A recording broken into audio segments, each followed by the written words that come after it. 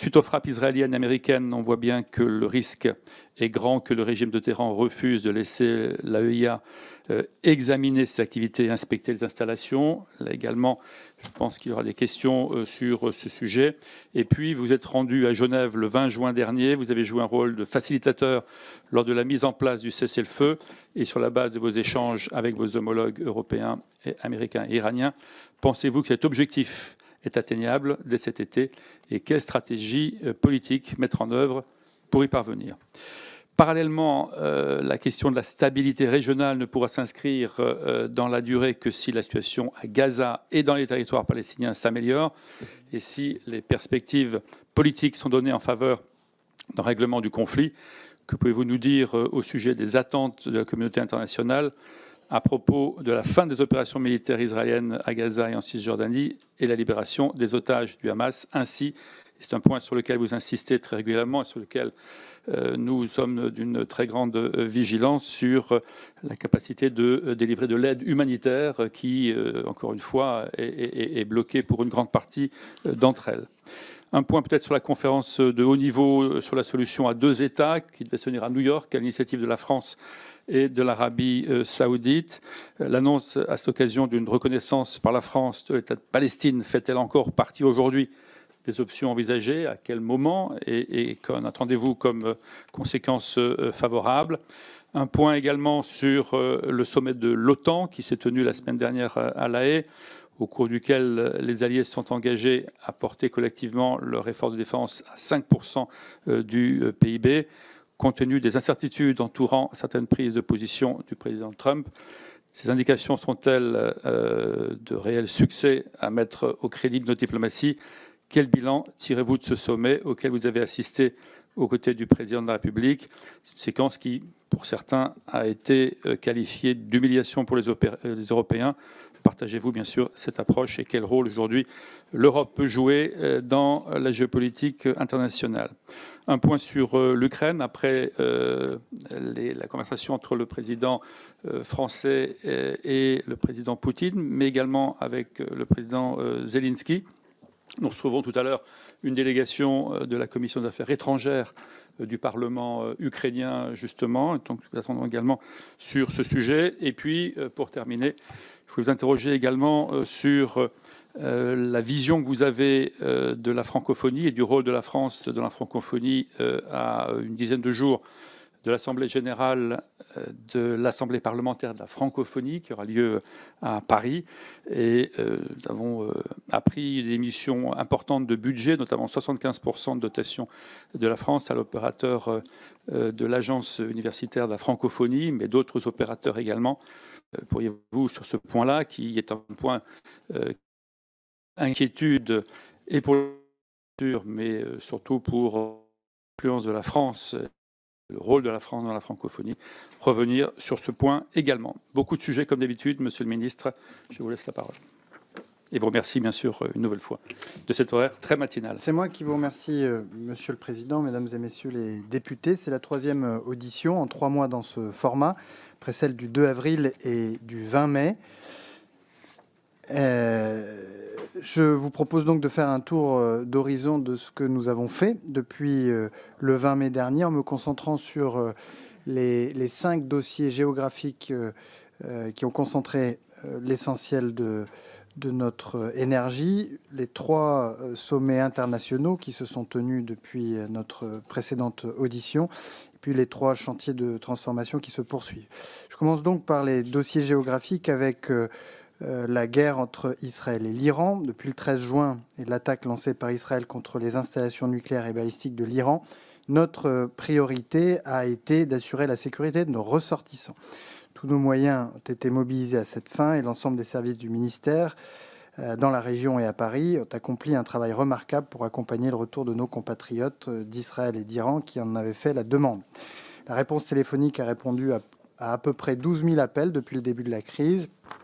Près de 1000 ressortissants français ont pu bénéficier de l'assistance de nos services pour entrer en France avec des vols affrétés entre Amman et Paris, la mobilisation de vols militaires entre Tel Aviv et Chypre, puis l'aide apportée lors des passages à la frontière, que ce soit du côté arménien, turc, égyptien ou jordanien. J'ai une pensée particulière pour nos agents en poste à Tel Aviv, Jérusalem et Téhéran, qui exercent dans des conditions éprouvantes, souvent dangereuses, une mission fondamentale au service de nos concitoyens. Certains ont d'ailleurs fait l'objet de critiques très injustes depuis les bancs de cette Assemblée que nous ne pouvons pas tolérer. Face à cette escalade inquiétante, nous avons contribué à faciliter un cessez-le-feu qui a été obtenu le 23 juin en faisant passer des messages via les homologues américains, israéliens et iraniens. Le 20 juin, je me suis rendu avec les ministres des Affaires étrangères allemands et britanniques et la haute représentante de l'Union européenne pour rencontrer le ministre des Affaires étrangères iranien, Abbas Araghchi, à Genève et ouvrir ainsi la voie de négociations pouvant conduire à un cessez-le-feu puis à la paix. Seul un accord diplomatique assorti d'un mécanisme de vérification crédible permettra de contraindre dans la durée le programme nucléaire iranien. C'est pourquoi nous poursuivons nos efforts diplomatiques en élargissant la discussion aux autres membres permanents du Conseil de sécurité des Nations Unies, qui étaient eux aussi signataires de l'accord de 2015. C'est dans ce contexte que le président de la République s'est entretenu hier avec Vladimir Poutine.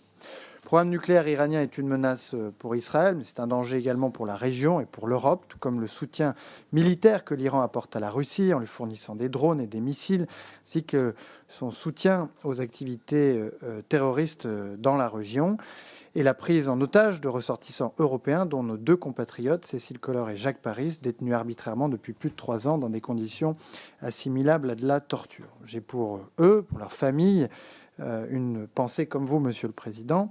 Le 23 juin, une frappe a visé l'enceinte de la prison d'Evin à Téhéran, où se trouvaient nos ressortissants. Cette frappe les a mis en danger. C'est inacceptable. J'ai immédiatement demandé de leurs nouvelles à mon homologue iranien et exigé leur libération immédiate. Nous avons reçu l'assurance que Cécile Collor et Jacques Paris n'avaient pas été blessés.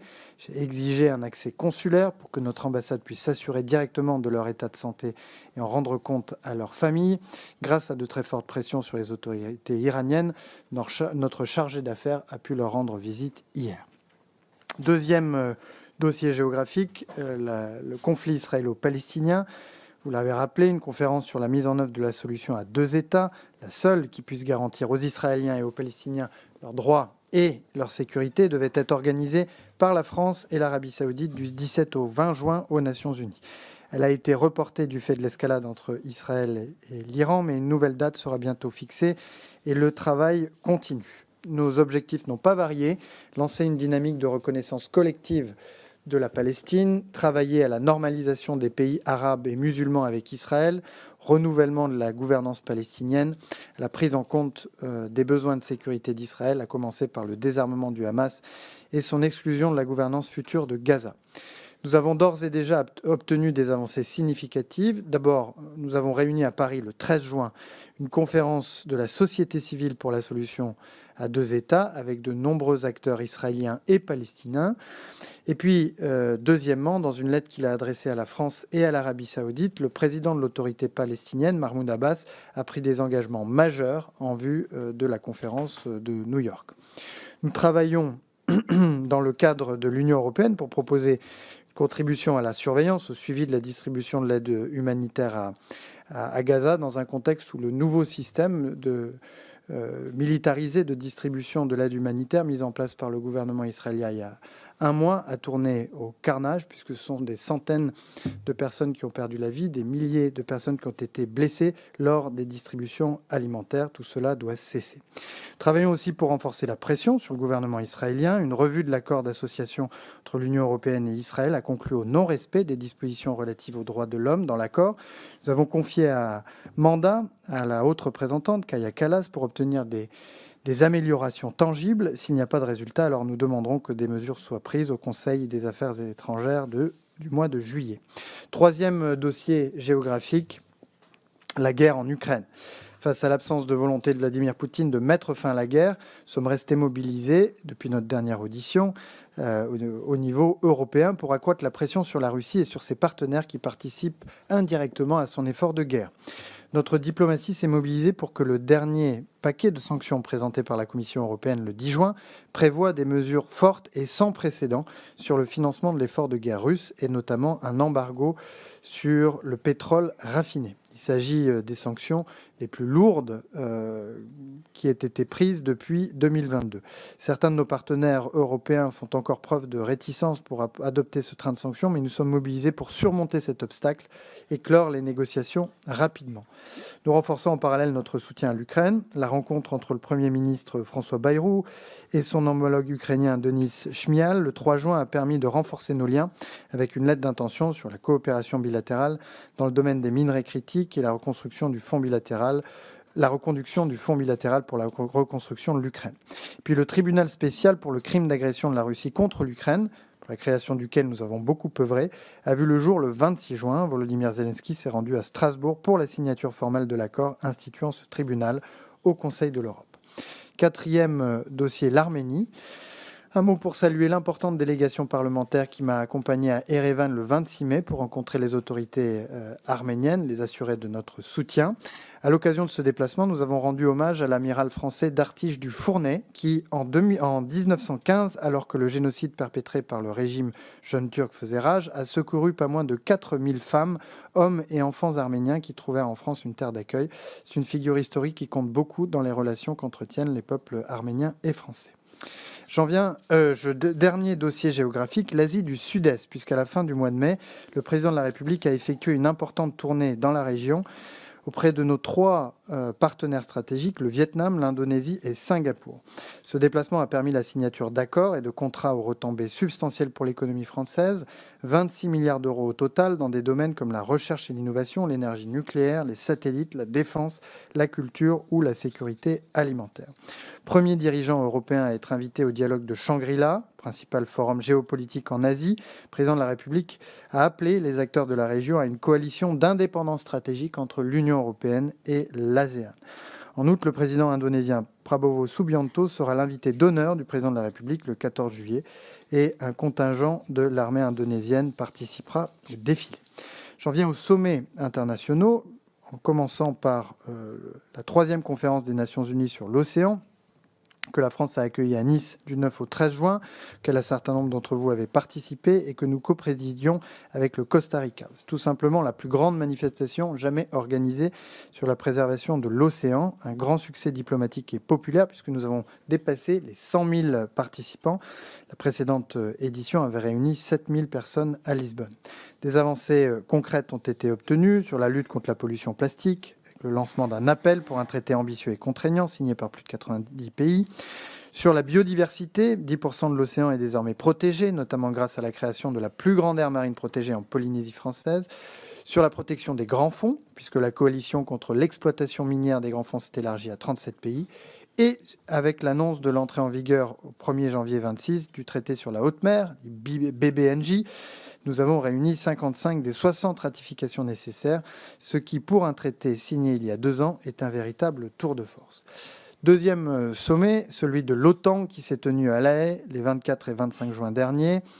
L'histoire retiendra moins les SMS envoyés par le secrétaire général de l'Alliance à Donald Trump que le sursaut inédit des Européens face à la menace russe, puisque nous avons collectivement décidé de relever le niveau de notre défense avec l'objectif de consacrer 5% de notre richesse nationale aux dépenses militaires, directes ou indirectes, d'ici 2035, pour ne pas apparaître comme des proies face à la menace qui s'est considérablement développée ces dernières années sur le flanc oriental de l'Europe. Troisième sommet, si l'on peut dire, le Conseil européen qui s'est tenu il y a quelques jours à Bruxelles, auquel participait le président de la République. Je voudrais simplement revenir devant vous sur la question des droits de douane et de la négociation avec les États-Unis d'Amérique. Nous voulons un accord commercial rapide avec les États-Unis, mais ce doit être un accord équitable qui ne remette pas en cause notre autonomie décisionnelle et réglementaire.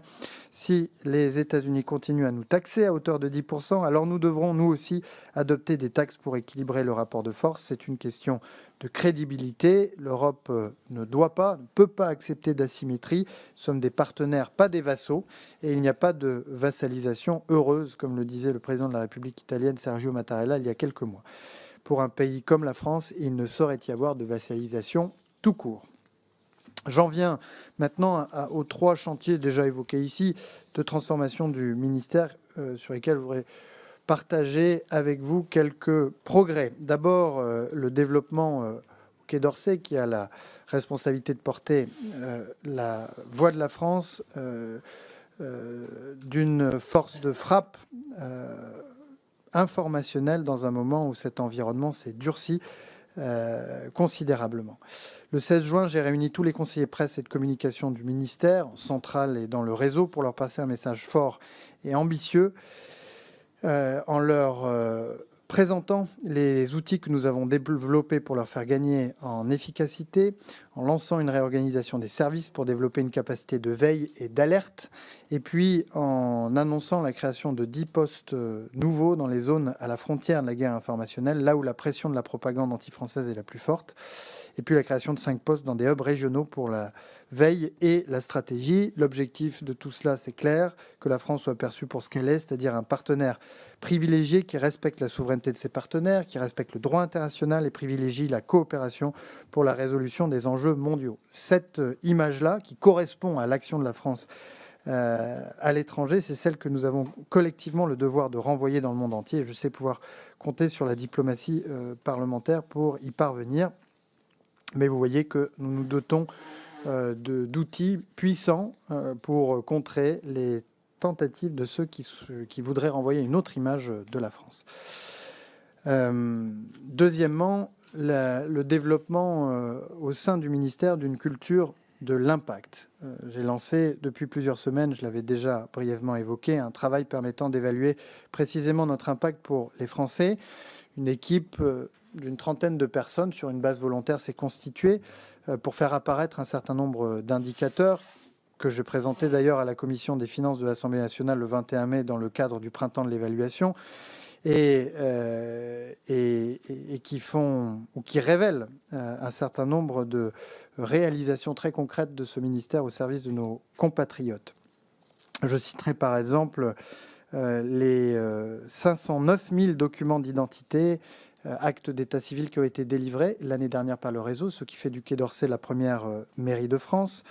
Le nombre de notes diplomatiques, 30 000, qui ont été produits par le ministère l'année dernière. Les 21 000 entreprises qui ont été accompagnées à l'export, les 122 000 élèves français accueillis dans les établissements de notre réseau, les à peu près 1000 personnes qui ont été mises en sécurité l'année dernière lors d'opérations d'évacuation ou de rapatriement. J'ajoute à cela que j'ai récemment décidé d'adapter les plans d'action de nos ambassades pour faire mieux ressortir les missions du ministère de l'Europe et des Affaires étrangères et l'impact de notre action au service des Français. Et puis je lancerai demain la réserve diplomatique dont la création avait été annoncée par le président de la République lors des États généraux de la diplomatie, permettra de doter le ministère d'un vivier de talents qui pourra concourir aux missions que nous menons. Ce qui me permet de faire le lien avec le troisième chantier, et je m'arrêterai là, qui est celui qui consiste à tourner le ministère toujours plus vers les Françaises et les Français. Nous créons donc jeudi cette réserve diplomatique. J'ajoute à cela que nous avons, il y a quelques jours, créé un nouveau label qui permettra de situer et d'identifier les lieux qui, dans toutes les régions de France, sont associés à l'histoire de notre diplomatie qui n'est pas concentrée à Paris, mais qui a, au cours de l'histoire, ou qui s'est illustrée au cours de l'histoire, dans beaucoup de lieux remarquables de notre pays. On a d'ailleurs adopté une démarche participative pour cet effort de labellisation, en indiquant à nos compatriotes qu'ils pouvaient se manifester s'ils avaient des sites remarquables à soumettre à ce label. Voilà ce que je pouvais partager en introduction avec vous. S'agissant de votre question sur les crédits de la francophonie, je vous remercie pour cette alerte. Plus généralement, vous savez l'exercice que le Premier ministre a demandé à l'ensemble des ministères cette année, comme ça avait été le cas l'année précédente. Je sais être en compagnie ce matin de parlementaires convaincus de l'importance vitale des crédits du ministère des Affaires étrangères. Je vous invite à faire connaître chacun dans les, selon les priorités qui sont les vôtres, toute l'importance qu'il y a dans un effort budgétaire qui s'annonce conséquent de préserver ce ministère, voire plus, c'est-à-dire de continuer son réarmement dans un moment où nous avons besoin de toujours plus de diplomatie. Merci beaucoup, Monsieur le ministre. Vous connaissez à présent la suite. Chaque groupe parlementaire va vous poser, vous interroger, vous poser une question et vous interroger. Le premier à intervenir, le groupe écologiste et social. Je donne la parole à Madame Sabrina Sebaï. Et puis ensuite, nous entendrons Madame Maude Petit et Monsieur Bertrand Bouix. Merci, Monsieur le Président, Monsieur le Ministre. Avant de commencer mon intervention, juste pour vous rassurer, on défendra bien évidemment le budget du ministère des Affaires étrangères quand nous aurons l'occasion de voter un budget dans cette Assemblée, ce qui n'est pas arrivé depuis quand même pas mal d'années. Cet après-midi, la Commission des Affaires européennes examinera une proposition de résolution visant à suspendre l'accord d'association Union européenne-Israël et à mettre en place des sanctions ciblées en réponse aux violations graves du droit international commis à Gaza et en Cisjordanie. Dans le cadre de ces auditions préparatoires, je vous le partage, votre ministère n'y a pas participé à ces auditions. Et le refus, en fait, a été assez incompréhensible puisque nous avons auditionné beaucoup de personnes et ça envoie un signal inquiétant parce qu'on attendait une réponse claire sur ce sujet. Encore hier, dans le cadre du groupe d'amitié France-Palestine, on a entendu Jean-Pierre Filieu, historien et spécialiste du Moyen-Orient, revenu d'un mois passé à Gaza en immersion avec Médecins sans frontières. Il nous a livré un constat frappant. Gaza défie les mots et son témoignage est sans appel. Je le cite, « Rien ne me préparait à ce que j'ai vu. Une destruction purement humaine, méthodique et systématique. » Le bilan est en effet accablant. Plus de 51 000 morts, dont 15 000 enfants entre octobre 2023 et avril 2025. 53 otages israéliens encore retenus dans la bande de Gaza par le Hamas, dont un Français. Près de 87% des bâtiments d'habitation détruits ou endommagés. Un système de santé en effondrement total. Seuls 9 hôpitaux sur 36 fonctionnent encore partiellement et des dizaines d'attaques contre les installations médicales ont été rapportées. Chaque jour, des enfants meurent de malnutrition, d'infection, tandis que le blocus persistant bloque toute aide humanitaire. Vous l'avez indiqué, déjà plus de 500 morts lors des distributions alimentaires des Gazaouis victimes des tirs de l'armée israélienne alors qu'ils viennent chercher un peu de nourriture vu que la famine s'est installée à Gaza. Ce qu'on observe, c'est un génocide en direct et une catastrophe humanitaire sans précédent.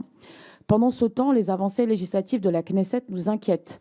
Elle envisage ainsi une nouvelle loi imposant une taxe de 80% sur les financements publics étrangers destinés à près de 100 ONG, telles que B'Tselem ou Breaking the Silence, représentant environ 32 millions de dollars en 2022. Cette mesure supprimerait les voix pacifistes au sein des sociétés israéliennes et palestiniennes.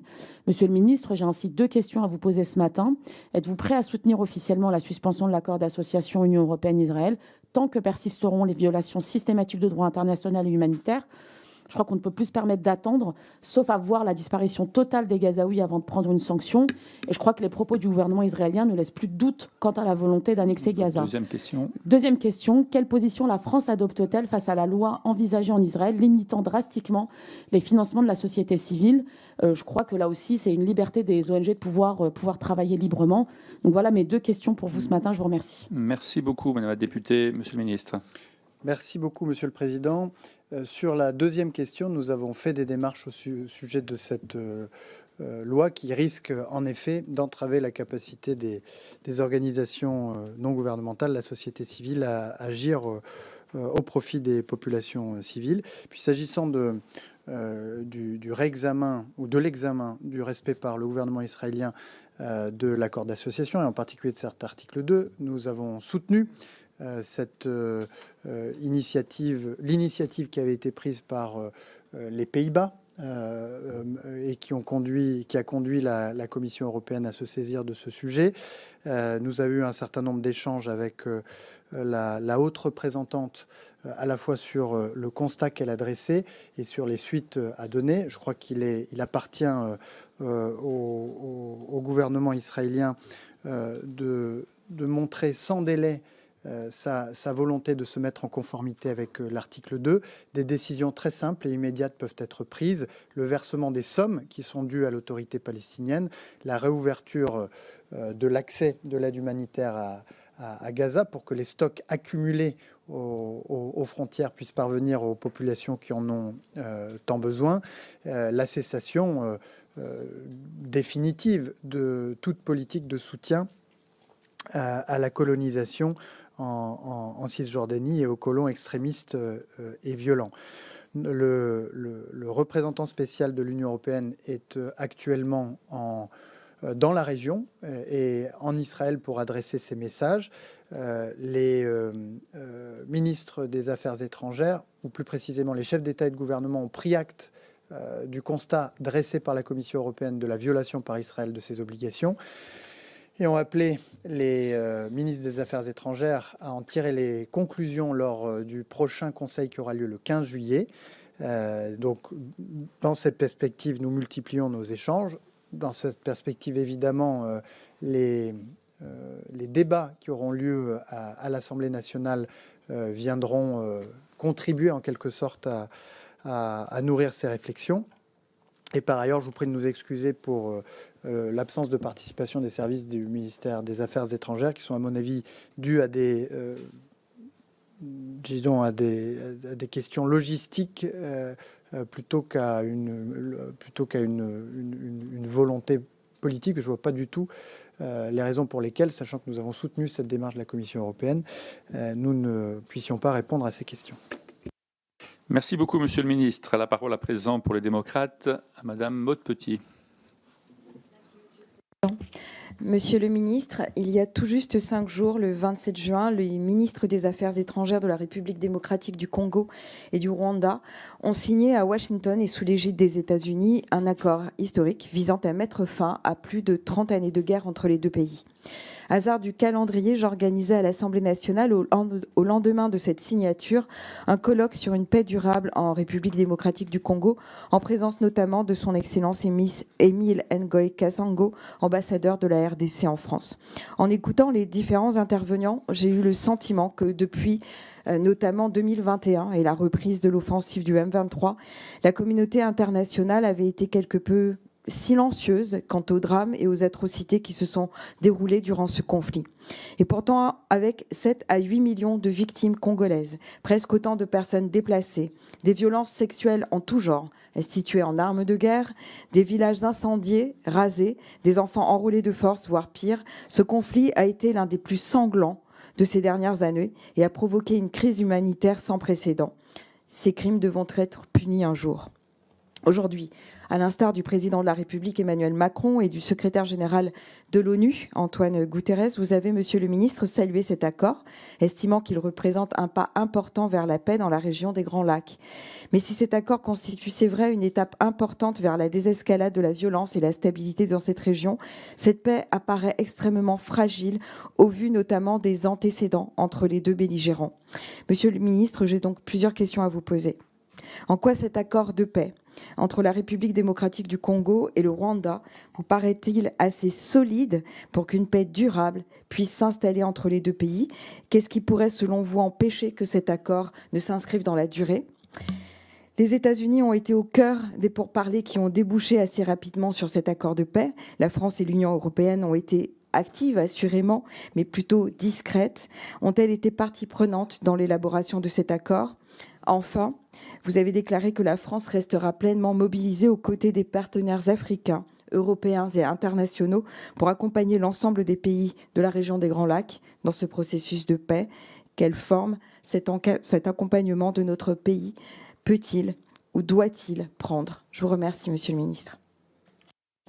Merci beaucoup, Madame la députée. Monsieur le ministre. Merci, Monsieur le Président. Madame la députée, félicitations pour l'organisation de la conférence que vous avez accueillie à l'Assemblée nationale sur cette crise qui est l'une des plus graves du monde et qui, comme vous l'avez dit, a fait des millions de victimes, de personnes déplacées et qui continue de provoquer sur place une crise humanitaire extrêmement préoccupante. Vous avez raison de qualifier l'accord de paix conclu le 27 juin à Washington comme une étape importante dans la mesure où elle témoigne de l'implication directe des États-Unis d'Amérique, mais une étape fragile dans la mesure où l'offensive du M23 soutenue par le Rwanda à l'est de la République démocratique du Congo semble pouvoir reprendre puisque l'accord qui a été trouvé est présenté comme un jalon important, mais pas comme la fin d'un processus de paix dont nous considérons qu'il doit être aussi pris en main et pris en charge par les organisations régionales, l'Union africaine, l'EAC et la SADC. Dans ce contexte, l'Europe a joué un rôle important depuis le début de cette crise en multipliant les contacts avec les parties prenantes, en condamnant les violations du droit international, en apportant l'aide humanitaire. Et le président de la République lui-même a multiplié les échanges non seulement avec les deux présidents, Tshisekedi et Kagame, mais aussi avec l'ensemble des chefs d'État et de gouvernement impliqués d'une manière ou d'une autre dans la résolution de cette crise.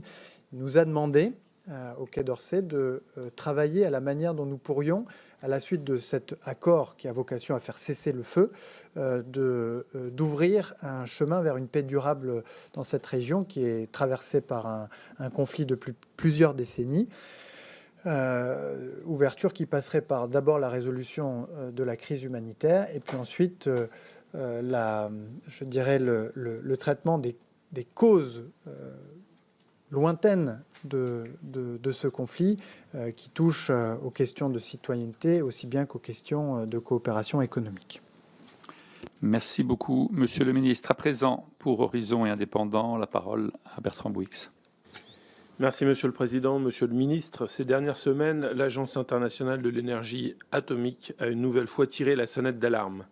L'Iran disposerait toujours de la capacité technique pour enrichir l'uranium à des niveaux proches de l'arme nucléaire. Pire encore, le dialogue entre Téhéran et l'AIEA semble totalement rompu. L'Iran menace désormais de suspendre toute coopération avec l'agence et certains responsables politiques vont jusqu'à formuler des menaces inacceptables à l'encontre de son directeur, Raphaël Grossi. Cette situation, et vous l'avez dit, est extrêmement préoccupante. Elle s'inscrit dans un contexte régional tendu, marqué par les frappes ciblées sur les sites nucléaires iraniens et par une escalade militaire entre Israël et les États-Unis et l'Iran. Nous avons frôlé l'embrasement dans une région déjà profondément instable. Monsieur le ministre, la France a historiquement joué un rôle moteur dans la négociation de l'accord du JCPOA en 2015. Elle a toujours défendu un multilatéralisme exigeant, un cadre de contrôle rigoureux et un dialogue diplomatique. Vous avez récemment rappelé que la France était prête à jouer un rôle central dans cette crise. Monsieur le ministre, quelle est aujourd'hui votre lecture de la situation au Proche-Orient et en particulier de l'évolution du programme nucléaire iranien dans ce contexte de tensions accrues ? Le groupe Horizon et Indépendants souhaite connaître les démarches que la France entend engager aux côtés de ses partenaires pour éviter une escalade et maintenir un cadre de dialogue avec l'Iran, notamment dans le cadre de l'AIEA. Plus largement, quelle est la position du gouvernement français face au risque de déstabilisation régionale et quelles actions entendez-vous mener dans les semaines à venir pour contribuer à cette désescalade et à la sécurité collective de la région ? Merci, Monsieur le Ministre. Merci, Monsieur le député. Monsieur le Ministre, c'est à vous. Merci beaucoup, Monsieur le Président, Monsieur le député. Bon, les frappes qui ont visé et touché le programme nucléaire iranien l'ont très certainement endommagé, retardé, même s'il est difficile d'avoir un bilan complet et exhaustif de ces opérations militaires. Mais en aucun cas, ces frappes n'empêchent l'Iran demain de reconstruire un programme nucléaire qui représente un danger pour Israël, pour la région et pour nous-mêmes. Dans ce contexte, seule une solution négociée est susceptible, d'une part, d'écarter durablement le danger que représente le programme nucléaire, mais aussi certaines des activités balistiques, conception, développement de missiles, des activités de déstabilisation régionale de l'Iran, mais aussi d'éviter que l'Iran se lance dans une fuite en avant, comme pourrait le laisser penser les déclarations annonçant la fin de la coopération avec l'AIEA ou brandissant la menace d'une sortie du traité de non-prolifération. Et donc depuis longtemps en réalité, mais singulièrement depuis 2 semaines, nous sommes pleinement mobilisés pour faire apparaître et crédibiliser ce règlement diplomatique du problème. On a commencé à le faire à Genève le 20 juin dernier avec l'Allemagne et le Royaume-Uni, puisque nous formons ce triangle qui était déjà, il y a 10 ans, en première ligne des efforts de négociation de l'accord sur le nucléaire iranien. On a poursuivi tout au long de l'escalade militaire les contacts à tous les niveaux avec l'AIEA, avec les États-Unis, Israël et l'Iran. Et puis, vous l'avez vu hier, ces contacts s'élargissent désormais aux autres membres permanents du Conseil de sécurité, qui sont les gardiens, d'une certaine manière, du traité de non-prolifération, qui sont les signataires de l'accord sur le nucléaire iranien, et avec lesquels nous devons, d'une manière ou d'une autre, nous accorder pour parvenir à un règlement strict ou un encadrement strict et durable de ces activités du régime iranien. Dans ce contexte, et je voudrais juste profiter de quelques secondes supplémentaires que pourrait me laisser le Président pour bien expliquer devant la Commission ce que sont les leviers qui sont les nôtres dans ce contexte. Les négociateurs, il y a 10 ans, de l'accord sur le nucléaire iranien ont prévu que pendant 10 ans, chacun des signataires, dont la France fait partie, ait la possibilité, si l'Iran devait violer ses obligations au terme de l'accord, de réappliquer par une simple lettre envoyée à la poste les embargos mondiaux qui, sur les armes, sur les équipements nucléaires, sur les banques et les assurances, avaient été levés il y a 10 ans en contrepartie des engagements pris par l'Iran de respecter les obligations fixées à l'époque sur son programme nucléaire. Autrement dit, dans cette discussion qui s'ouvre et à laquelle je constate que beaucoup de partenaires sont prêts à participer, y compris l'Iran, Israël, les États-Unis, etc., nous apportons à la table non seulement notre expérience accumulée, notre compétence, notre constance sur ce dossier, mais nous avons un bras de levier qui est cette capacité, si nous ne parvenions pas à un accord, de réappliquer ces sanctions, mais j'allais dire même ces embargos qui avaient été levés il y a 10 ans. Merci beaucoup, Monsieur le Ministre. Les prochains orateurs seront Monsieur Jean-Paul Lecoq, Monsieur Kevin Pfeffer, Madame Amélia Lacrafi. Mais pour l'heure, pour Liberté, Indépendants, Outre-mer et Territoires, la parole est à Laurent Mazory. Merci Monsieur le Président. Monsieur le Ministre, le 30 juin dernier, le journaliste spécialiste de football Christophe Glaise a été condamné pour apologie du terrorisme et possession de publications dans un but de propagande nuisant à l'intérêt national. Après son arrestation en mai 2024 dans le nord de l'Algérie, où il réalisait plusieurs reportages autour du football algérien. Les accusations portées contre lui sont dues au fait qu'il avait eu des contacts en 2015 et 2017 avec le responsable du club de football de Tizi Ouzou, qui était par ailleurs responsable du mouvement pour l'autodétermination de la Kabylie, qui ne sera d'ailleurs classé organisation terroriste par les autorités algériennes que bien plus tard en 2021. En fait, on lui reproche donc tout simplement d'avoir fait son travail de journaliste.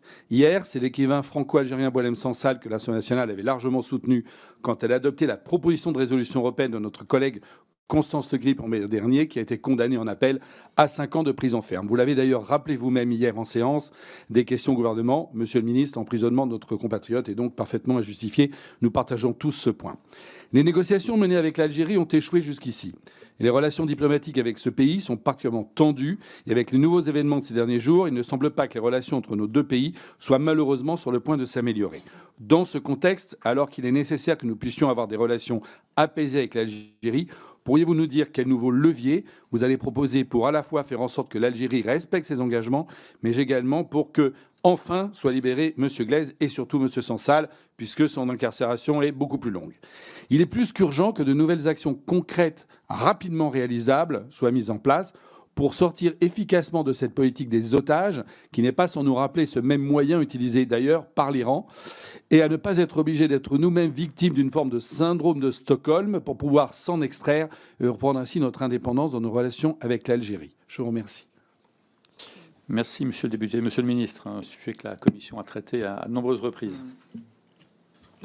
Pardon, vous avez le micro. Monsieur le Président, Monsieur le député, bon, je l'ai dit hier en regrettant vivement et la condamnation en appel de Boualem Sansal qui confirme la peine en première instance et la condamnation en première instance de Christophe Glaise, tout en rappelant la mobilisation des services diplomatiques et consulaires aux côtés de nos deux compatriotes. c'est aux autorités algériennes désormais qu'il faut poser la question. Elles ont face à elles un choix dont elles doivent se saisir sans délai. Celui du respect, de la dignité et de l'humanité, en permettant notamment à notre compatriote Boualem Sansal de pouvoir être libéré et d'être soigné au regard de son état de santé et de son âge. Merci beaucoup. La parole à présent à Monsieur Jean-Paul Lecoq pour la gauche démocrate et républicaine. Merci Monsieur le Ministre. Rapidement, il faut aussi rappeler, puisque parfois vous nous faites le reproche de ne pas tout dire. Par exemple, quand on intervient sans parler des otages, vous nous le faites savoir que nous aurions dû y penser et nous y pensons tout le temps, mais parfois le temps de parole qui nous est réservé ne nous le permet pas de tout développer. En ce qui concerne l'Iran, le JCPOA, il faut aussi que vous rappeliez que ce sont les États-Unis qui ont fait cesser le processus de contrôle. Non, mais il faut le dire tout le temps, parce qu'on a l'impression que les méchants, dans ce domaine, même s'ils le sont dans d'autres, dans ce domaine, ce sont les Iraniens. Non, ce sont les États-Unis qui ont cassé cet accord. Et il faut qu'à un moment donné, les choses soient dites, et j'espère, et comme vous, que cette situation se réglera. Je voudrais dire un mot quand même sur... puisqu'ils ont caché la carte, qui ne respecte pas le droit international dans notre commission. Donc, mais c'est mieux comme ça. Un petit mot sur les prisonniers politiques au Sahara occidental. Je pensais que la France, quand elle donnait généreusement quelque chose, quand elle vend son âme sur les questions du droit international, aurait pu exiger la libération des prisonniers politiques sahraouis. Je note que ce n'est pas le cas. Je note que vous n'avez pas soutenu plus que ça la marche qui était conduite par Claude Mangin, dont le mari, Claude Mangin, qui est élu de la République française à Ivry, dont le mari est prisonnier politique sahraoui, et qui s'appelle Nama Asfari, qu'il y est depuis qu'il m'attendait à l'aéroport au moment où il y a eu Gdem Imzi, et qui, alors qu'il est totalement innocent, a été jugé coupable et depuis 15 ans est en prison. Le mari d'une citoyenne française. Donc peut-être que la diplomatie pourrait œuvrer à sa libération et à la libération de ses camarades. Et puis j'aurais voulu, pour terminer, savoir ce que vous mettez comme condition pour reconnaître l'État de Palestine. Vous avez dit précisément reconnaissance collective, qui est un concept qui n'avait pas été défendu par le président de la République quand il avait dit qu'il était prêt à reconnaître l'État de Palestine. Il avait dit en son temps, il n'avait pas parlé de nombre de pays qui le feraient simultanément. Aujourd'hui, c'est un nouveau concept qui complique. De quel pays s'agit-il? Combien faudrait-il de pays pour qu'on appelle ça collectif? 2, 15, 100 100, ça ne sert à rien, parce qu'il y en a déjà énormément qui ont reconnu l'État de Palestine. Est-ce que vous pouvez nous préciser les choses? Parce que, par exemple, si c'est l'ensemble des pays, je termine, Monsieur le Président, si c'est l'ensemble des pays de l'Union européenne, ça voudra dire qu'il y a l'Allemagne, et l'Allemagne a déjà annoncé qu'elle ne reconnaîtrait pas. Ça veut dire qu'on est dans le discours, mais qu'on sait qu'il n'y aura pas d'acte derrière. Et puis enfin, Monsieur le Président, je trouve presque indécent le fait que nous continuions à discuter de Gaza alors que chaque jour des gens meurent de faim, et qu'aujourd'hui notre action devrait être plus à montrer les muscles, à avoir des actions plutôt que de parler. Ça suffit de parler, il va falloir montrer les muscles, et je vous propose de faire un débarquement, puisque je suis normand, de marchandises à travers une flottille de marine marchande encadrée par des militaires de tous les pays pour défendre, pour soutenir et pour faire survivre les Palestiniens de Gaza.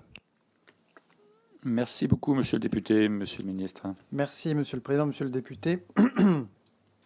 Sur le dernier point, je ne reviens pas, mais sur ce que j'ai déjà dit par le passé, simplement pour préciser, puisque des questions m'ont été posées, que lorsque j'ai marqué la disponibilité de la France et de l'Union européenne à concourir à la sécurité de distribution alimentaire, c'était évidemment pour que d'autres solutions que celle qui a été mise en place en un mois et qui a été meurtrière puissent s'y substituer et mettre fin à la situation scandaleuse qui se déroule sous nos yeux. Je reviens sur les États-Unis parce que je dis sous le regard du président Hollande, en 2015, l'accord qui a été trouvé sur le nucléaire iranien était un excellent accord. Et effectivement, comme vous l'avez rappelé, on s'aperçoit que ce soit les quantités d'uranium enrichi, les capacités d'enrichissement, tous les indicateurs mesurés par l'AIEA s'agissant du programme nucléaire iranien ont réellement bougé après la signature de cet accord, ont baissé si l'on peut dire, jusqu'à ce que 3 ans plus tard, les États-Unis retirent leur signature et ce faisant, limite le caractère incitatif de la levée des sanctions que les négociateurs avaient acceptées. Mais vous voyez bien que si nous voulons avoir un accord aussi bon que celui qui avait été trouvé il y a 10 ans, on aura besoin d'une manière ou d'une autre de remettre autour de la table des signataires les membres permanents du Conseil de sécurité, y compris les États-Unis, puisque par les sanctions qu'ils ont réappliquées et qu'ils pourraient lever, ils peuvent jouer un rôle très incitatif. Sur le Sahara occidental, je prends note de vos remarques sur les prisonniers politiques. Comme vous le savez, puisque je crois qu'on l'a déjà évoqué ensemble, nous attendons maintenant du Maroc qu'il présente, qu'il détaille son plan d'autonomie qui a vocation à être discuté dans le cadre des Nations Unies.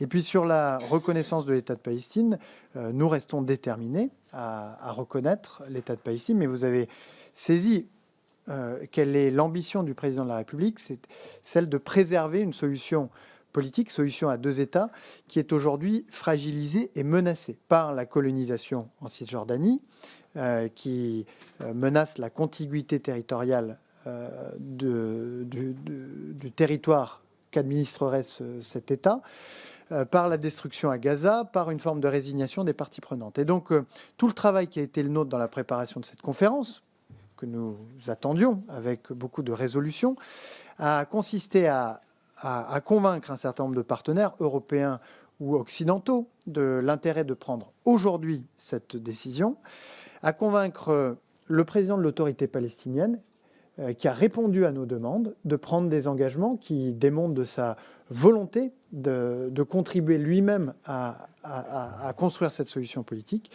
d'amener les pays arabes et musulmans, et notamment ceux de la région, à eux aussi prendre des engagements en ce qui concerne la sécurité d'Israël. Donc il y a une dynamique qui a été lancée, elle est inarrêtable, et je travaille avec mon équipe à pouvoir trouver au plus vite une date pour que cette conférence puisse se tenir et que les décisions puissent être prises.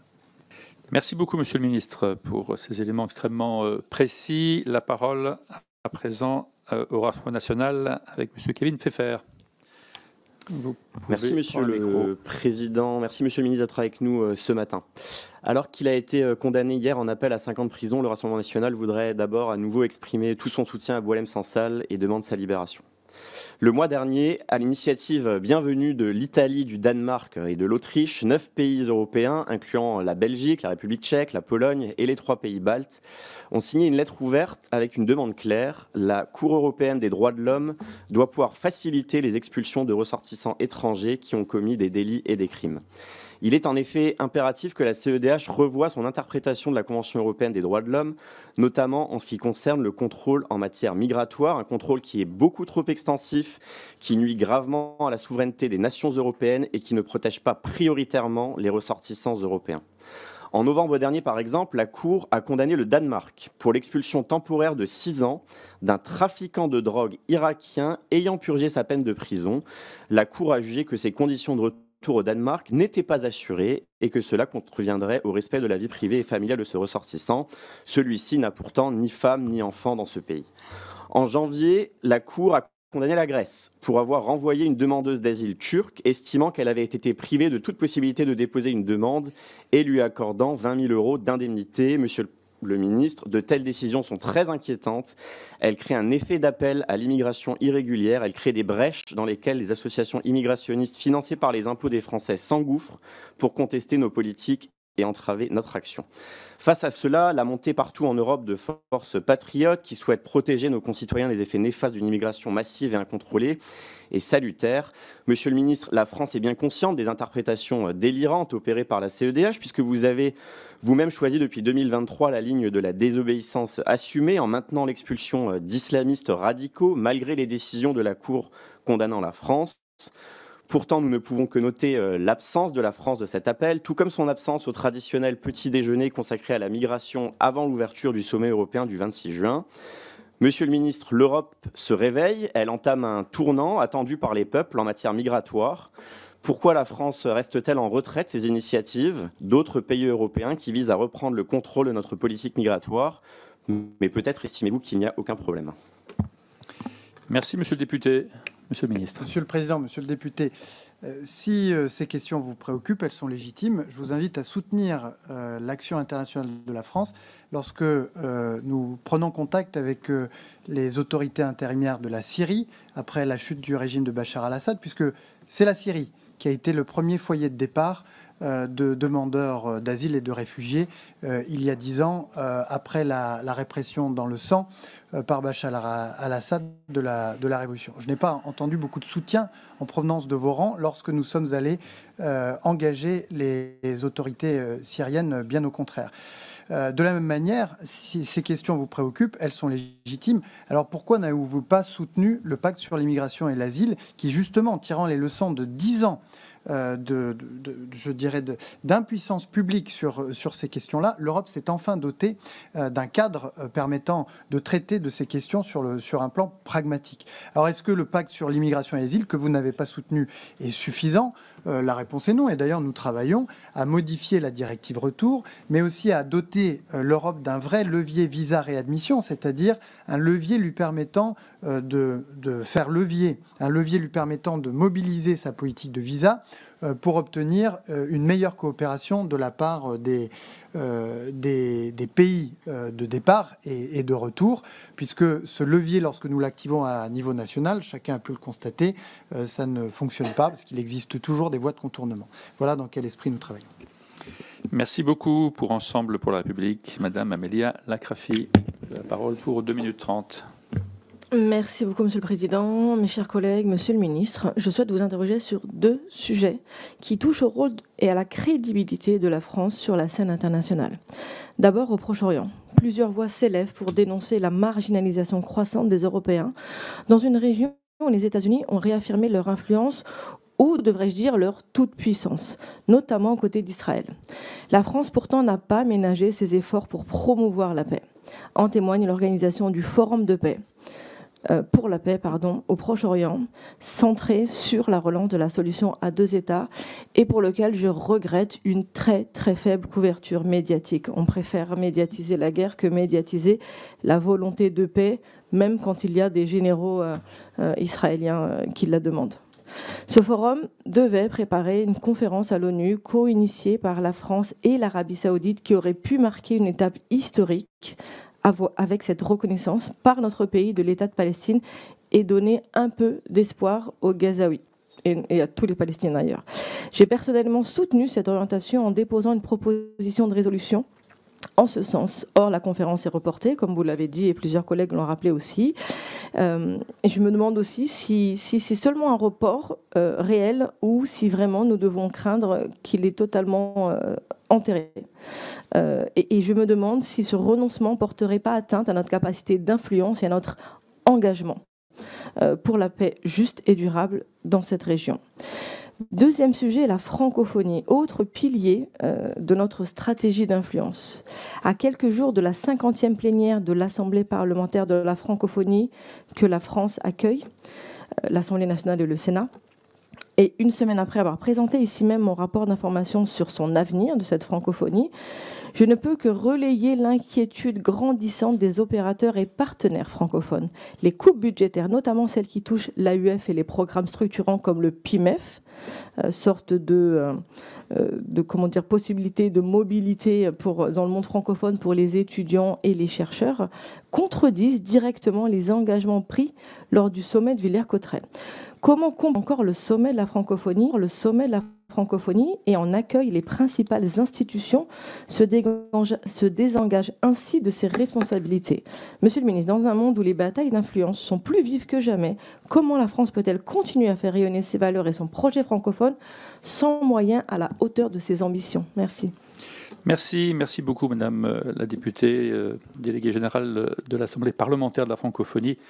qui reprend les interrogations desquelles j'ai déjà été l'objet et qui sont réellement très, très inquiétantes. Je comprends, mesdames et messieurs les députés, mais une nouvelle fois,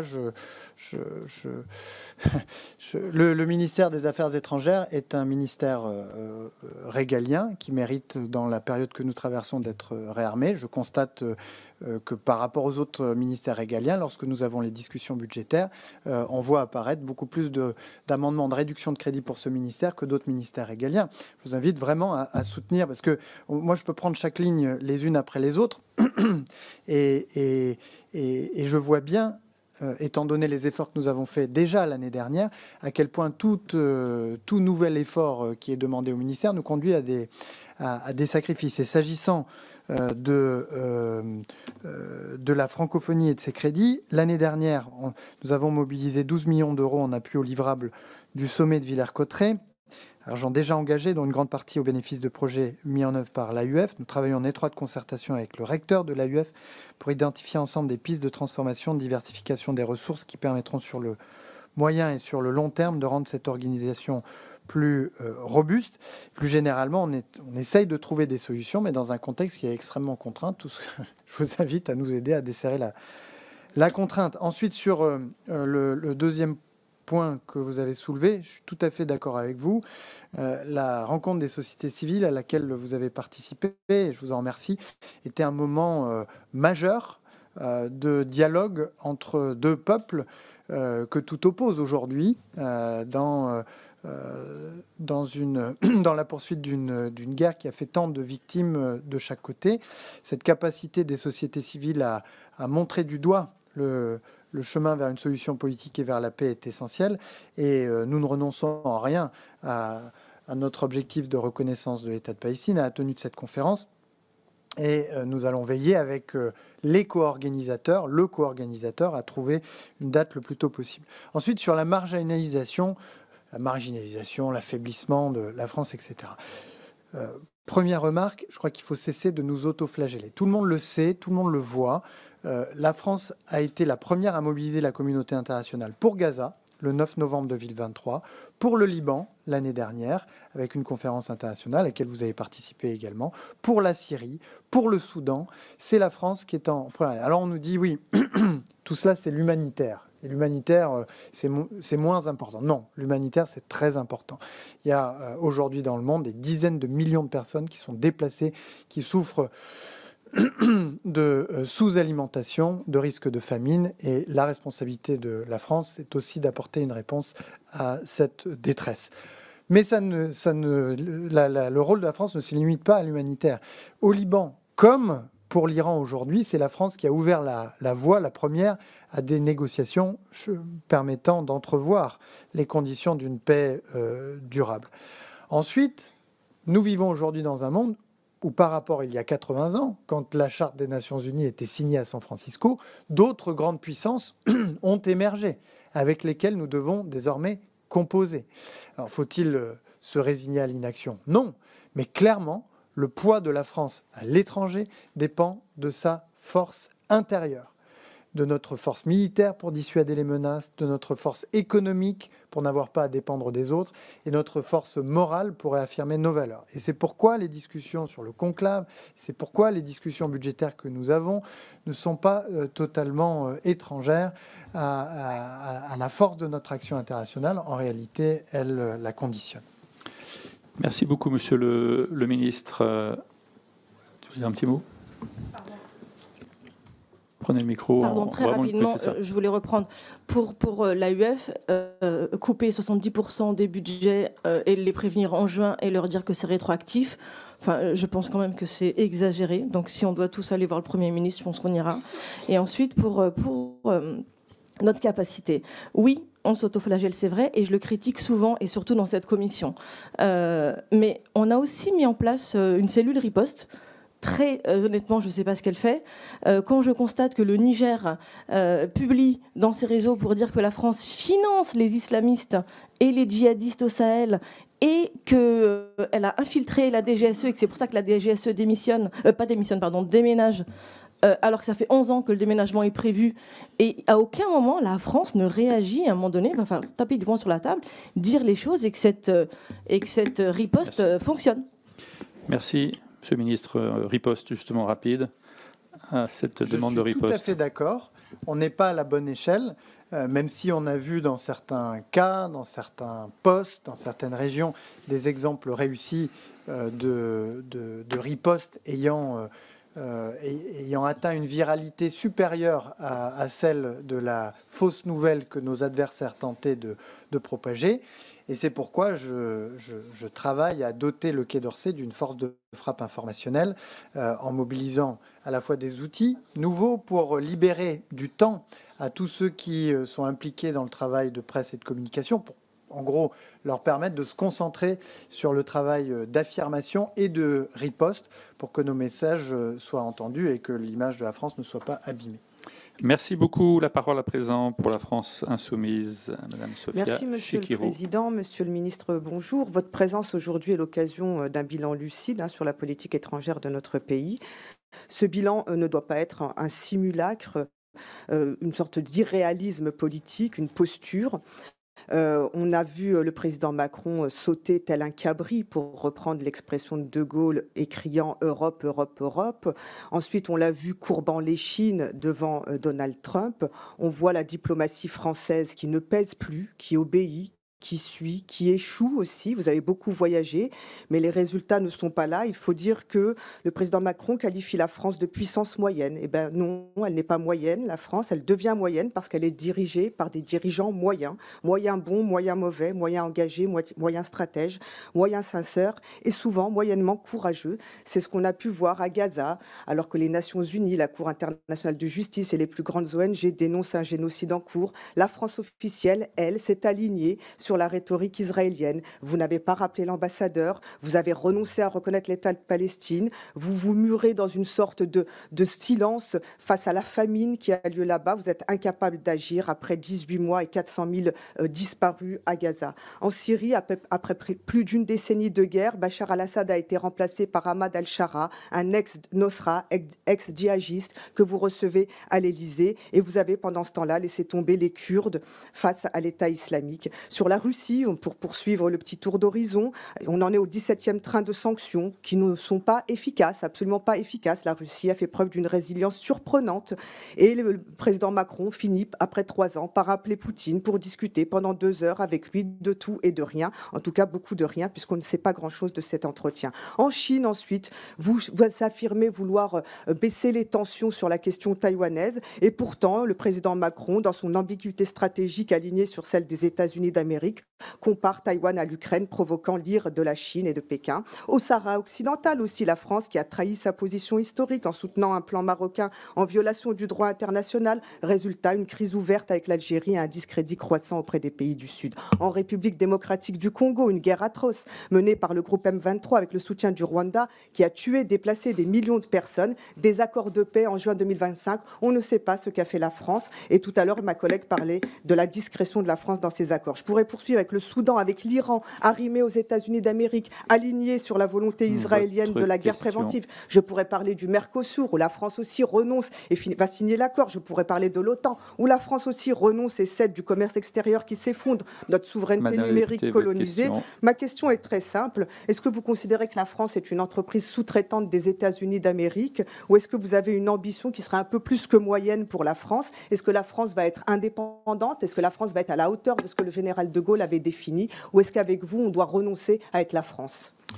Merci Madame la députée pour ce bilan lucide, comme vous l'avez qualifié au début de votre intervention. Monsieur le ministre. Oui, je pense que c'était du second degré, Madame la députée. Monsieur le Président, Madame la députée, est-ce que la France sera forte et indépendante? Peut-être si vous votez le budget à l'automne, parce que je vous l'ai dit.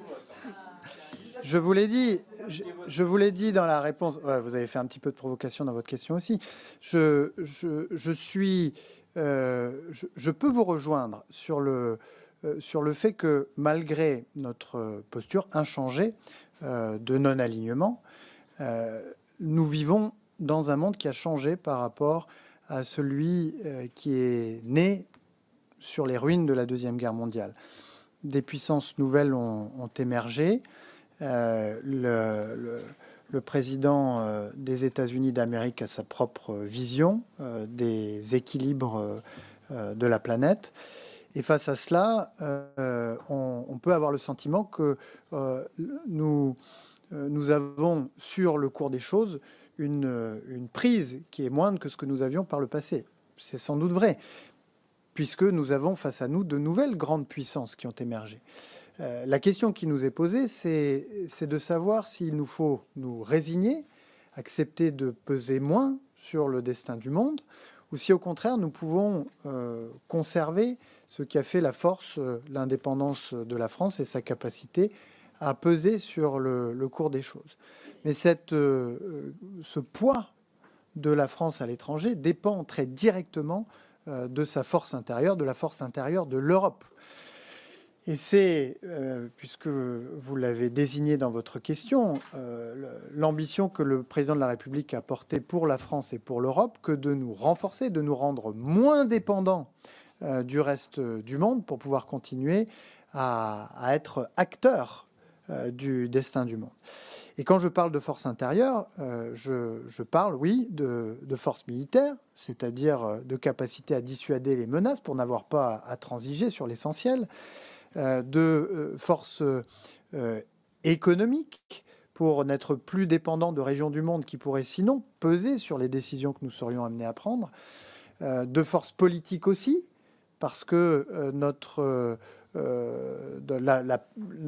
unité nous permet aussi de faire rayonner nos idées, de mieux défendre nos intérêts et nos valeurs à l'échelle internationale. Et cette force-là, cette force ce que j'appelle la force intérieure, qu'elle soit militaire, économique ou morale, elle ne se décrète pas, elle ne tombe pas du ciel, elle se construit. Et c'est pourquoi je faisais tout à l'heure le lien entre notre capacité d'action internationale et les débats difficiles que nous avons autour du modèle social avec le conclave sur les retraites, autour de nos finances publiques sur lesquelles nous devons retrouver des marges de manœuvre. Tout cela concourt directement ou indirectement au poids que nous pouvons avoir dans cette période où le monde se reconfigure. Merci beaucoup, Monsieur le Ministre. Il nous reste une vingtaine de minutes, 3 intervenants de groupe et ensuite un certain nombre d'intervenants qui prendront la parole. On va entendre à présent pour les socialistes et apparentés, Madame Dieynaba Diop, et puis ensuite Madame Véronique Besse. Merci, Monsieur le Président, Monsieur le Ministre, chers collègues. Merci à vous, Monsieur le Ministre, pour votre présence ce matin. C'est important que notre commission puisse vous recevoir régulièrement, étant donné le contexte international et pour que nous puissions échanger sur l'action de la diplomatie française. Lundi, lors de la conférence internationale sur le développement à Séville, le président de la République, Emmanuel Macron, a rencontré le président de la République du Sénégal, Bassirou Diomaye Faye.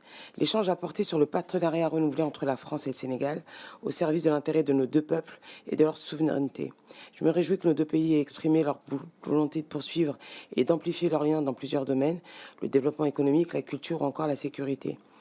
Pourtant, depuis plusieurs mois, la France fait face à une dégradation préoccupante de ses relations avec plusieurs pays du Sahel, notamment le Mali, le Burkina Faso et plus récemment le Tchad.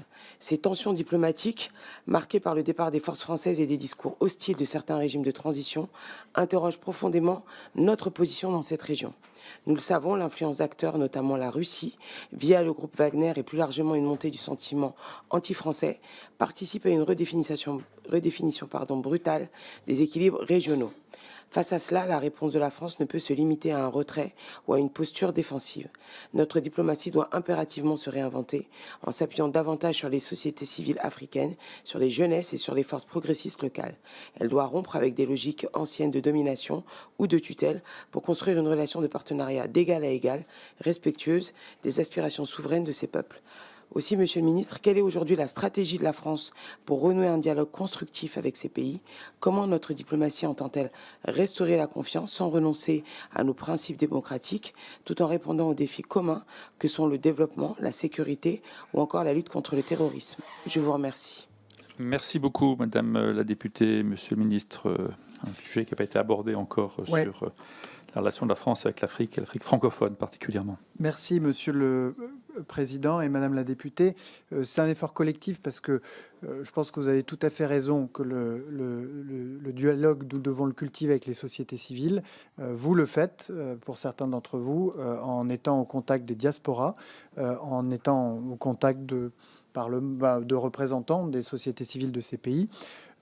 Pour ma part, j'ai souhaité que ces derniers mois, nous puissions accentuer nos efforts de lien avec les représentants des sociétés civiles, soit dans les pays en question, soit dans la diaspora. C'est ainsi que nous avons organisé un forum à Marseille, consacré aux talents des diasporas africaines, dont les diasporas sahéliennes, que nous avons, à l'occasion de Vivatech, reçu au ministère des Affaires étrangères pour la première fois des délégations d'entrepreneurs africains qui étaient là pour Vivatech, mais qui ont pu ainsi être valorisés pour ce qu'ils sont. C'est ainsi que nous avons aussi consacré ou ouvert les portes du Quai d'Orsay lors de la fête de la musique aux talents des diasporas africaines, et que j'ai moi-même pris contact avec les principaux représentants des principales diasporas africaines, dont les diasporas sahéliennes, ces dernières semaines. L'idée étant de nourrir ces liens pour que la relation, qui est aujourd'hui plus difficile avec les autorités de ces pays, puisse être refondée le moment venu quand les circonstances le permettront. Merci beaucoup. À présent, Madame Véronique Besse, pour les non-inscrits. Madame la députée. Merci, Monsieur le Président. Merci, Monsieur le Ministre, pour votre présence ce matin. Je voudrais revenir sur le conflit entre Israël et l'Iran. Et depuis des années, ça a été dit, la République islamique viole le traité de non-prolifération, arme des missiles islamistes dans tout le Moyen-Orient, bombarde Israël à coups de centaines de missiles et programme son ambition d'anéantir l'État hébreu. Et face à cette menace, le droit international condamne puis se tait. Et ce sont toujours les démocraties qui s'y retrouvent enchaînées pendant que les États voyous s'en affranchissent. Le droit devient une camisole pour les uns et un chiffon pour les autres. Alors dans ce désordre, la France devrait être un repère, une voie ferme, claire, respectée, mais que voit-on? Une diplomatie qui se tait, qui hésite et qui se dilue. La France n'est plus au centre du jeu mondial. Elle est en train d'en sortir. Autrefois incontournable, elle devient contournée, parfois humiliée, ignorée et marginalisée. Parce qu'à force de fuir les choix, elle fuit ses responsabilités. En invoquant sans relâche la stabilité régionale, la France croit servir la paix, mais de quelle stabilité parle-t-on? Celle d'un régime islamiste, théocratique, répressif, qui rêve d'obtenir l'arme nucléaire? Un véritable équilibre repose sur la dissuasion, sur des lignes rouges, sur le courage d'agir quand elles sont franchies. Israël a répondu, non par goût de la guerre, mais pour empêcher un régime exterminateur de franchir l'irréversible. D'autres, comme les États-Unis, ont assumé ce que la diplomatie ne permettait plus, c'est-à-dire rétablir un rapport de force. Et la France, eh bien, elle reste figée. Et ce silence, Monsieur le Ministre, n'est pas de la prudence, c'est de la résignation. Alors, je vous pose une question. Combien de missiles faudra-t-il encore que nos alliés encaissent pour que la France désigne clairement l'ennemi? Et une autre question, combien de renoncements faudra-t-il encore pour que notre diplomatie retrouve enfin sa voix et sa place dans le concert des nations?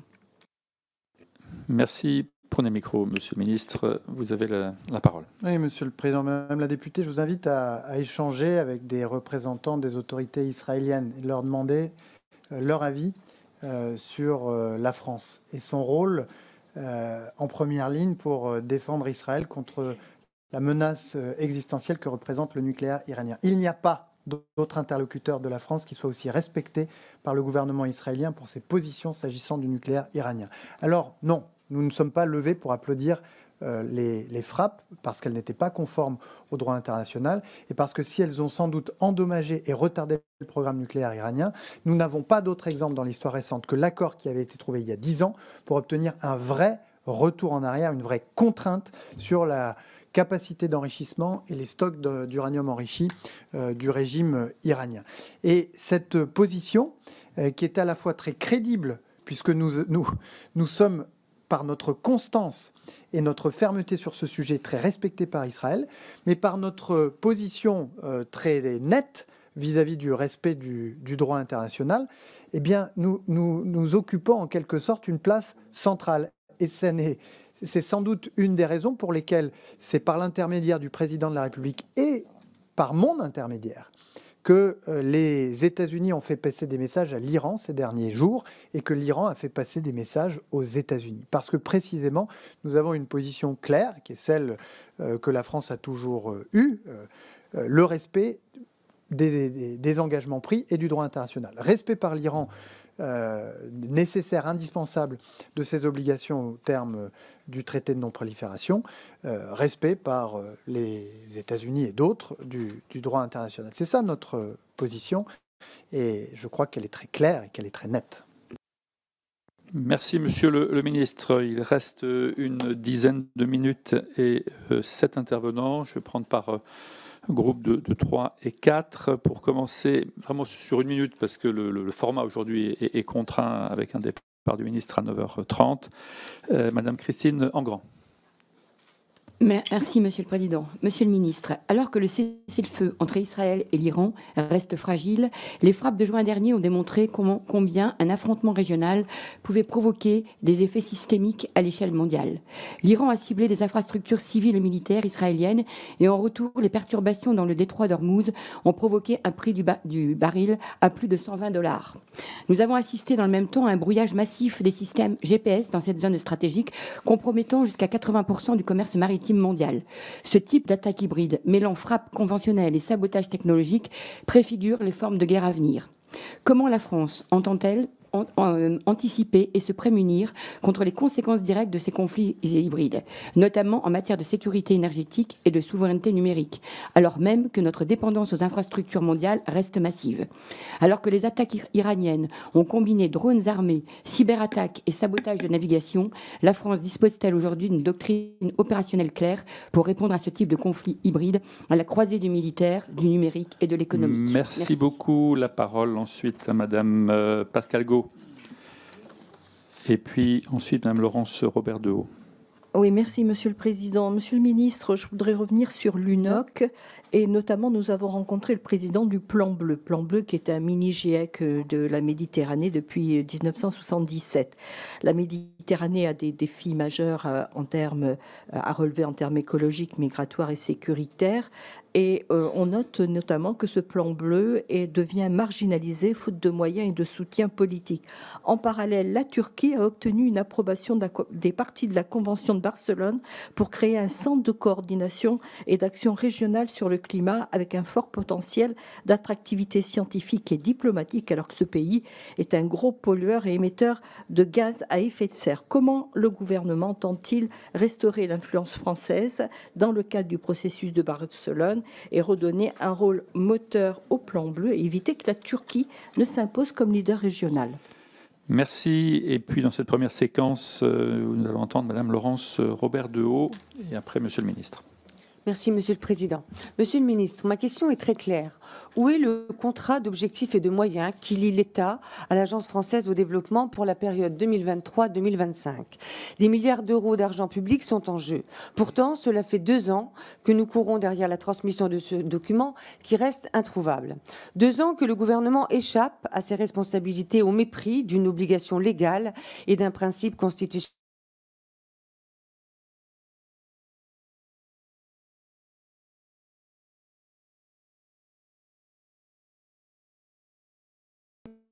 Que le contrôle démocratique exercé par le Parlement que vous méprisez et il revêt un intérêt très concret. Par exemple, de savoir si ce document engage leurs impôts au profit de l'Algérie. Monsieur le ministre, la transparence et le contrôle ne sont pas en option, c'est un devoir. Où est ce document et qui est responsable de ce manquement grave aux exigences légales et constitutionnelles? Je vous remercie. Merci beaucoup, Madame la Ministre. 3 interrogations. Vous avez la réponse et la parole. Merci, Monsieur le Président. Christine Engrand, je partage vos préoccupations sur sécurité énergétique, résilience des infrastructures numériques. Comme je le disais tout à l'heure, c'est notre force intérieure qui nous permet aussi d'avoir du poids à l'extérieur. Et ces nouvelles menaces, qui sont un peu sous le seuil de la militarisation, donc sous le seuil de la guerre, elles seront prises en compte dans la revue nationale stratégique qui va être présentée dans un horizon très bref et avec les mesures à prendre pour que la France puisse s'en prémunir. En ce qui concerne mon ministère, ça n'est pas tout à fait étranger aux remarques que j'évoquais tout à l'heure sur la lutte contre les attaques informationnelles dont notre pays fait l'objet, notamment en Afrique, comme ça a pu être évoqué. Pascal Gauss, sur le traité de Barcelone, je vous ai dit tout à l'heure dans mon introduction qu'à l'UNOC, nous avions, sur la lutte contre la pollution plastique, obtenu le lancement d'un appel pour un traité ambitieux et contraignant, signé par plus de 90 pays, à quelques jours des négociations qui auront lieu à Genève sur le traité plastique. S'agissant de la Méditerranée plus particulièrement, nous avons tenu à l'occasion de l'UNOC une réunion de haut niveau, chef d'État et de gouvernement, sur la Méditerranée connectée, où ces questions ont été évoquées, même si elles n'étaient pas le point central des discussions. Et s'agissant du plan bleu plus spécifiquement, je n'ai pas tout à fait la réponse à vous apporter ce matin, mais je vous propose de vous revenir très rapidement. Madame Laurence Robert-Dehaut, j'ai aucun mépris pour le Parlement. Hein. Je vous invite à consulter les archives du Quai d'Orsay. Je ne crois pas qu'autant de parlementaires aient été reçus dans l'histoire récente que ce n'est le cas aujourd'hui. Bien au contraire, je suis parlementaire moi-même et je suis très attaché au travail du Parlement, au contrôle que le Parlement exerce sur l'action du gouvernement et à l'évaluation par le Parlement des politiques publiques au titre de l'article 24 de notre Constitution. C'est pourquoi je souhaite que ce contrat d'objectifs et de moyens puisse sortir au plus vite, que la commission d'évaluation de l'aide publique au développement puisse enfin être mise en place. Je comprends que ça sera le cas dès le mois de septembre. Et c'est pourquoi, au sein même de mon ministère, j'ai fait un appel à volontaires pour que de toutes les directions, des hommes et des femmes de bonne volonté se lèvent pour nous aider à identifier des indicateurs qui nous permettront de vous rendre compte très concrètement de notre action. S'agissant de l'Algérie, je m'étais posé la même question que vous. Et lorsque je l'ai vérifié, je me suis aperçu que je dirais les crédits de l'aide publique au développement qui vont à l'Algérie sont tout à fait résiduels et que sur les 130 millions d'euros d'aide publique au développement entendue au sens de l'OCDE, mais dont vous savez qu'une grande partie ne dépend pas de ce ministère, puisque l'aide publique au développement au titre de l'OCDE tient compte des politiques menées également par d'autres ministères, éducation nationale, enseignement supérieur, etc. La part de l'aide publique au développement qui va à l'Algérie sur les crédits du programme 209 est d'une demi-poignée de millions s'agissant des années récentes, l'essentiel étant lié à des bourses qui sont du ressort du ministère de l'Éducation nationale. Merci beaucoup, Monsieur le Ministre. 3 autres interventions également courtes d'une minute. La première, celle de Monsieur Aurélien Taché. Merci, Monsieur le Président. Monsieur le Ministre, je voulais vous interroger ce matin à propos de la situation au Togo. Vous savez qu'elle est absolument catastrophique. La jeunesse s'est levée dans ce pays et elle est férocement réprimée. Les manifestations du mois de juin ont donné lieu à 7 morts, plusieurs centaines de blessés, des personnes torturées. Pourtant, les motifs de cette contestation sont tout à fait légitimes. Ils sont contre la vie chère, contre la répression par les autorités et surtout contre les changements constitutionnels qui permettent au chef de l'État, Faure Gnassingbé, de rester président à vie. La France ne s'est toujours pas exprimée, Monsieur le Ministre, je vous en donne l'occasion ce matin, et elle ne s'est toujours pas exprimée, ce qui est d'autant plus grave alors qu'elle a un partenariat de défense avec ce pays. J'aimerais savoir qu'est-ce que contient ce partenariat de défense. Est-ce que nos militaires forment les tortionnaires qui sont actuellement en train de réprimer la jeunesse togolaise? Est-ce que vous comptez, comme l'Union européenne, suspendre cet accord de coopération? Bruxelles a en effet suspendu toute coopération sécuritaire avec le Togo. Et enfin, la France soutiendra-t-elle la création d'une enquête internationale indépendante sur les crimes commis pendant les 3 journées de répression, ainsi que le demande la coalition Touche pas à ma Constitution? Merci. Merci, Monsieur le député. La parole à Monsieur Stéphane Rambaud. Merci, Monsieur le Président. Monsieur le Ministre, la diplomatie française semble désormais guidée par la peur et l'idéologie. Peur de froisser un régime algérien qui bafoue les droits fondamentaux, comme en témoigne la condamnation infamante en appel de l'écrivain Boualem Sansal à 5 ans de prison ferme. Ce silence coupable de la France. À l'inverse, vous vous êtes précipité pour défendre Rima Hassan, élue d'extrême gauche, qui insulte la France à longueur de déclarations et s'est rendue en Israël au mépris de toute retenue diplomatique et avec des relents de complaisance envers le Hamas. Dans le même temps, l'Algérie se permet de mépriser la France tout en profitant de sa générosité. En 2024, 124 000 titres de séjour ont été renouvelés, soit 24 000 de plus en un an. Donc, quand allez-vous enfin, Monsieur le ministre, mettre un terme à cette indignité et affirmer face à Alger une ligne claire, c'est-à-dire la défense de nos compatriotes, la fin du chantage migratoire et la fermeté républicaine? Merci beaucoup. La parole à présent, Madame Gabrielle Catala, en remerciant Madame Chikirou d'avoir renoncé au profit des agendas de chacun. Merci. Merci Monsieur le Président, Monsieur le Ministre. J'ai plusieurs questions ce matin. Lundi prochain, le 7 juillet, Benyamin Netanyahou, sous mandat d'arrêt international de la CPI, se rendra à Washington pour rencontrer Donald Trump.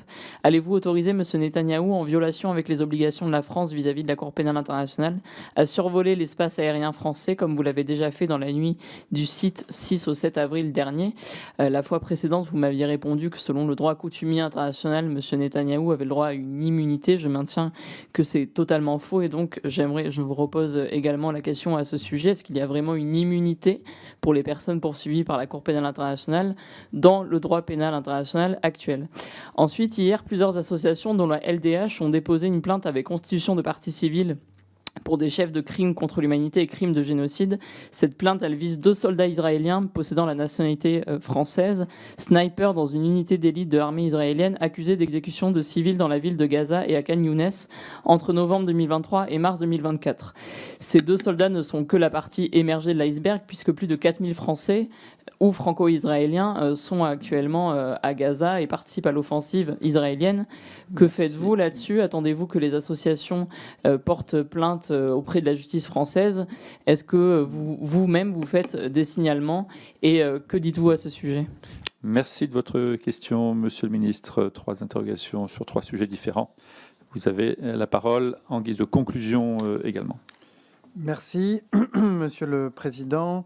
Monsieur le député Aurélien Taché, nous suivons bien entendu la situation au Togo en lien avec notre ambassade sur place. Nous sommes bien au fait des manifestations qui s'y déroulent. Nous avons pris acte de la transition constitutionnelle vers la 5e République togolaise qui s'est achevée le 3 mai 2025 et appelons l'ensemble des acteurs politiques à un dialogue transparent, inclusif et apaisé. Nous rappelons notre attachement indéfectible à la liberté de manifestation et à la liberté de la presse que nous défendons partout dans le monde. Et s'agissant des allégations de torture, nous appelons les autorités togolaises à faire toute la lumière sur ces accusations. À monsieur Stéphane Rambaud, sur l'Algérie, comme je l'ai évoqué tout à l'heure, les autorités algériennes sont face à un choix après les décisions prises par l'autorité judiciaire de confirmer en appel la peine de 5 ans d'emprisonnement pour notre compatriote Boualem Sansal et en prenant la décision de condamner notre compatriote Christophe Glaise à une peine extrêmement lourde de 7 ans de prison, de décisions qui sont injustifiées et incompréhensibles. Enfin, c'est un choix dont elles doivent se saisir au plus vite, sans délai, celui de la responsabilité, du respect et de l'humanité, s'agissant notamment de notre compatriote Boualem Sansal, au regard du temps qu'il a passé d'ores et déjà en détention, de son état de santé et de son âge. J'en viens maintenant aux questions de Madame Gabrielle Catala. S'agissant de la CPI, il n'y a aucune obligation d'interdire notre espace aérien, ni évidemment d'y procéder à l'interpellation d'un individu sous mandat de la Cour pénale internationale. Ce n'est pas une obligation qui est faite par la Cour pénale internationale et c'est une question distincte de celle des éventuelles immunités dont nous avons pu débattre par le passé et qui seront tranchées, le cas échéant, par l'autorité judiciaire. Et quant aux saisines par la justice française, de la justice française par des associations au sujet des de soldats franco-israéliens. Nous allons suivre les procédures que l'autorité judiciaire française engagera éventuellement, en respectant évidemment son indépendance sur le sujet.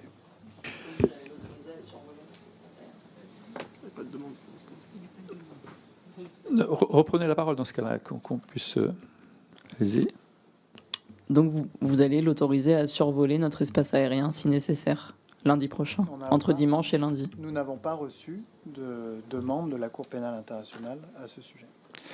Merci beaucoup. Merci beaucoup. Ni des Israéliens d'ailleurs, ni des autorités israéliennes d'ailleurs. Merci. Merci beaucoup, Monsieur le ministre. Je vous remercie d'être venu ce matin de façon très tôt. Je vous remercie également de la régularité de nos rencontres et j'espère vous revoir, bien sûr, comme l'ensemble de mes collègues, à la rentrée de nos travaux en septembre. D'ici là, assurez de notre soutien dans votre mission, notamment sur les questions budgétaires, comme vous l'avez insisté à plusieurs reprises. Je vais suspendre la séance pour 25 minutes, le temps de configurer la salle d'un point de vue technique pour permettre nos échanges en visioconférence avec la Commission des Affaires étrangères de la Rada d'Ukraine. La séance est suspendue.